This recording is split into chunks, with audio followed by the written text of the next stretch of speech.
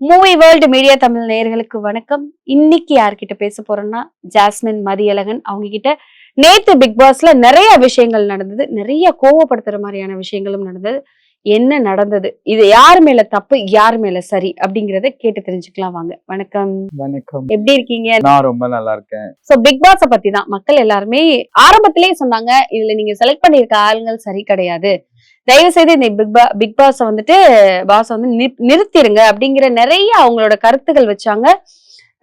சில பேர் வந்து அங்கேயே போய் நின்னு நிப்பாட்டுறதுக்கு போராட்டம் எல்லாம் கூட நடத்துனாங்க. அவங்க சொன்ன மாதிரியே நடக்கிற மாதிரி தான் தோணுது. நேத்து பார்த்தா வந்துட்டு நேத்து எபிசோட்ல எல்லாரு மேலையும் நிறையான தப்பான அபிப்பிராயங்கள்.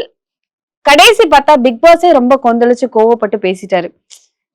இப்படி என்னோட வரலாற்றிலேயே நான் இந்த மாதிரி பேசினதே கிடையாது, என்ன நீங்க எல்லாம் இழந்துட்டீங்க அப்படிங்கிற மாதிரி பேசிட்டாரு. நீங்க என்ன நினைக்கிறீங்க? கண்டிப்பா நீங்க சொன்னது கரெக்ட் தான். நான் லாஸ்ட் எனக்கு தெரிஞ்சு நான் சீசன் 1ல இருந்து சீசன் 9 வரைக்கும் நான் பார்த்துக்கிட்டே தான் இருக்கேன். எனக்கு 8th சீசன் வரைக்கும் எனக்கு பிக் பாஸ்னா அவ்வளோ எனக்கு அந்த கண்டஸ்டன்ட் வந்து அவங்க தப்பு பண்ணாலுமே அதை ரசிக்கக்கூடிய ஒரு நபராக தான் இருந்திருக்கேன். பட் எனக்கு என்னமோ இந்த 9th சீசன் வந்து எனக்கு அவ்வளோ என் நெஞ்சு என்னுடைய மனதுக்கு வந்து கொஞ்சம் கூட அது நெருக்கம் இல்லாமே போயிடுச்சு. இதுக்காக பிக் பாஸ் 9 மக்களே வந்துட்டு வேற மாதிரி சொல்லிட்டு இருக்காங்க. அது இதேதான் சொல்றாங்க, எங்களுக்கு பிடிக்கல அப்படிங்கறதுதான் சொல்றாங்க. சோ எந்த விதத்துல உங்களுக்கு நெருக்கம் இல்லை அப்படின்னு சொல்றீங்க? ஏன்னா கண்டஸ்டன்ட் செலக்ஷனே எல்லாரும் சொல்ற மாதிரி தான், அந்த செலக்ஷனே எனக்கு பிடிக்கல.